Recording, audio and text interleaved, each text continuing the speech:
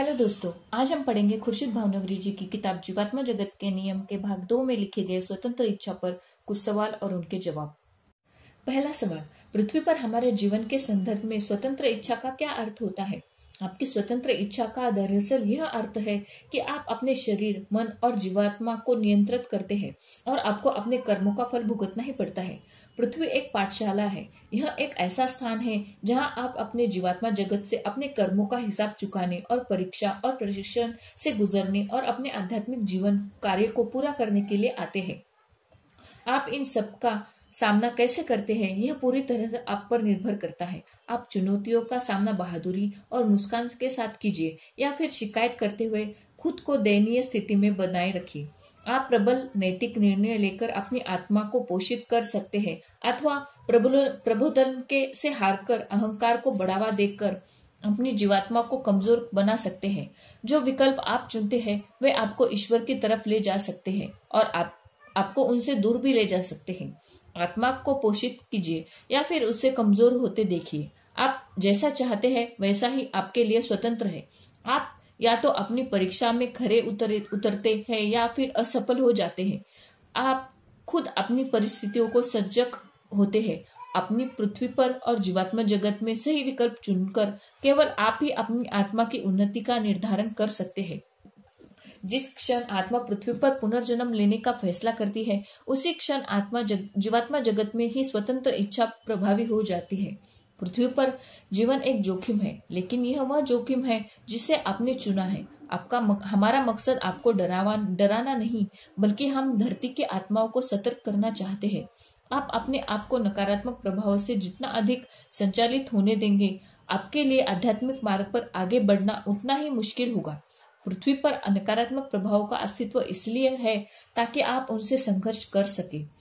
इस तरह आप उनके आध्यात्मिक मांसपेशियों को बल देते हैं। जब आप अपनी जीवात्मा को पोषित करने में असफल रहते हैं तो आप भौतिक मन से काम कर रहे होते हैं और कमजोर नैतिक फैसले लेते हैं।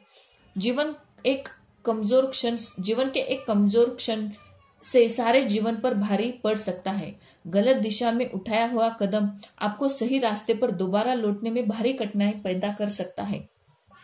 प्रलोभन की वशीभूत होकर रास्ते से भटक जाना बड़ा आसान है। कुछ ऐसे लोग भी हैं जिन्होंने ईश्वर और धर्म के नाम पर बड़े बड़े भयानक कर्म किए होते हैं। ऐसी आत्माएं भी होती है जिन्होंने अपने ही परिवार को मुसीबतों में डाला होता है और वे ऐसा करना जारी रखते हैं। ऐसी भी आत्माएं होती है जो बच्चों और बूढ़ों को यातना देती है। ये आत्माएं निम्नतम लोकों में से होती है और उनके लिए दो मुख्य कारणों की वजह से आध्यात्मिक प्रगति करना कठिन होता है। पहला, उनके कर्मों के कारण उनका अवचेतन मन सुप्त हो जाता है। दूसरा, क्योंकि वे निम्नतम लोकों में से होती है, वे पृथ्वी पर और जीवात्मा जगत में खुद अपने ही जैसी आत्माओं से घिरी होती है। ये आत्माएं न खुद उन्नति करती है, न ही दूसरों को उन्नति करने देती है, क्योंकि वे अपनी संख्या बढ़ाना चाहती है। दूसरों को ताकत या छल द्वारा नकारात्मक रूप से प्रभावित कर वे अपनी आसपास के लोगों की आध्यात्मिक उन्नति को बाधित करती है और इस प्रकार वे स्वतंत्र इच्छा के नियम को तोड़ती है। पृथ्वी पर ऐसी दुष्ट आत्माएं ईश्वर के नियमों की पूरी तरह से अवहेलना करती है, क्योंकि वे उन पर विश्वास नहीं करती अथवा आध्यात्मिकता के विषय में उनकी धारणाएं गलत होती है। लेकिन उन्हें यह समझाने की जरूरत है कि चाहे कुछ भी हो, मनुष्य की मृत्यु के बाद उसका अवचेतन मन इतना जागरूक तो अवश्य हो जाता है कि वह उसे अपने योग्य स्थान पर ले जाएगा। यह ईश्वर का न्याय है और यह अनंत है। अगला सवाल, यदि सारी आत्मा ईश्वर द्वारा रची गई है तो कुछ आत्माएं दुष्ट क्यों होती है? जीने का अर्थ है आध्यात्मिक रूप से उन्नति करना, ईश्वर की ओर कदम बढ़ाना। अंग्रेजी में इविल, EVIL, दुष्टता का अर्थ है लिव, LIVE, जीवन के विपरीत होता है।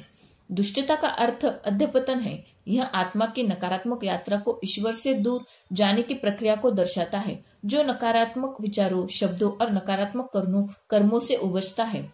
आत्मा अमर होती है और इसे कभी भी नष्ट नहीं किया जा सकता, लेकिन इसे भ्रष्ट जरूर किया जा सकता है।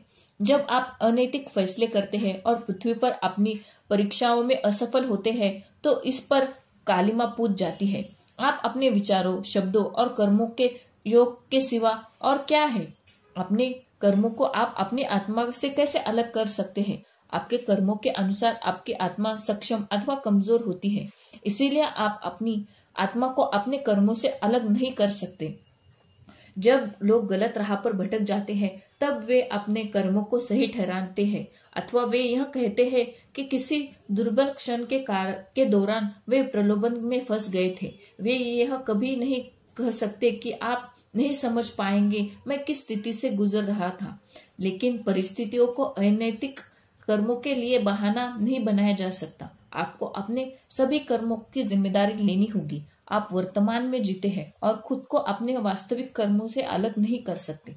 यदि आप इस वक्त गलत राह पर है तो आप अपने अतीत को देखकर खुद से यह नहीं कह सकते कि आप कभी भी एक अच्छे आदमी हुआ करते थे।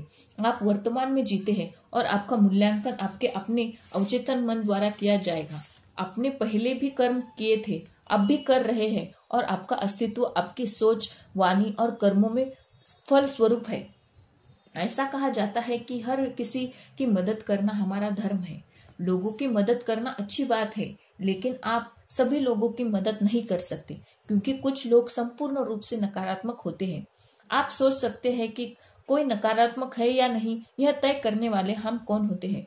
ऐसा कहना तो निर्णायकों का काम है।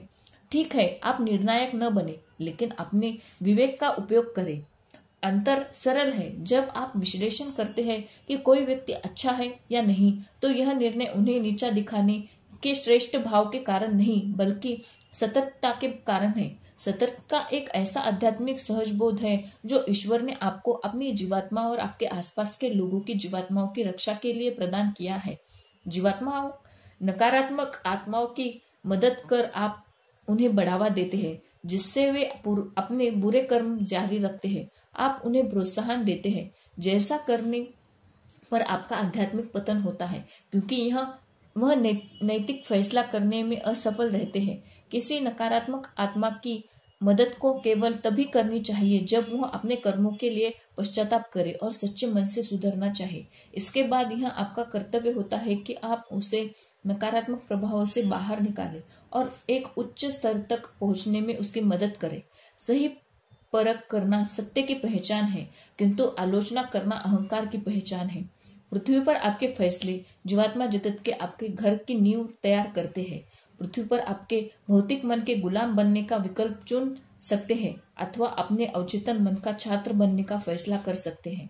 स्वतंत्र इच्छा का वरदान हमें मिला है, हमें इसका उपयोग बुद्धिमत्ता से करना चाहिए। अगला सवाल, आत्माएं अवकाशी रूप में रहने का चयन क्यों करती है? वे भौतिक जगत में बहुत अधिक लगाव रखती है। वे पृथ्वी पर अपने किसी प्रियजन की रक्षा करना चाहती है और उनकी यह गलत धारणा होती है कि वे अपने पुराने भौतिक परिवेश में रहकर ही उनकी मदद कर सकती है। अवचेतन मन उन्हें एहसास कराता है कि उन्हें निम्न आध्यात्मिक लोक में जाना होगा, और वे ऐसा करने से इनकार कर देती है क्योंकि वे कष्ट नहीं भोगना चाहती। वे ऐसा विकल्प इसीलिए चुन पाती है क्योंकि उनके पास स्वतंत्र इच्छा होती है। बहरहाल, जब कोई आत्मा अवकाशी रूप में रहने का चयन करती है, तब उसका पतन होना जारी रहता है और अपने अवचेतन मन की सलाह अनसुनी करने और आध्यात्मिक नियम तोड़ने के कारण उसे नकारात्मक कर्म संचित होने लगते हैं। वह मनुष्य से अवकाशी और अवकाशी से जीवात्मा तक की प्राकृतिक प्रक्रिया का अनुसरण नहीं करती। यदि वे नकारात्मक आत्माएं हैं, तो वे अवकाशी रूप में रहते हुए पृथ्वी पर लोगों को कष्ट देना चाहेगी। एक बार फिर अवकाशी आत्मा का आध्यात्मिक रूप से पतन होगा और नकारात्मक कर्म संचित होंगे। पृथ्वी पर उनके कुछ व्यसन होते हैं, जैसे ड्रग्स अथवा शराब, जिनकी अनुभूतियों को वे बार बार महसूस करना चाहती है। इसके लिए वे पृथ्वी पर ऐसे व्यसनों के आदि लोगों के साथ स्वयं को जोड़ लेती है। यहाँ पर हमारे स्वतंत्र इच्छा पर के कुछ सवाल खत्म होते हैं। मिलते हैं हम अपने अगले वीडियो में। नमस्कार।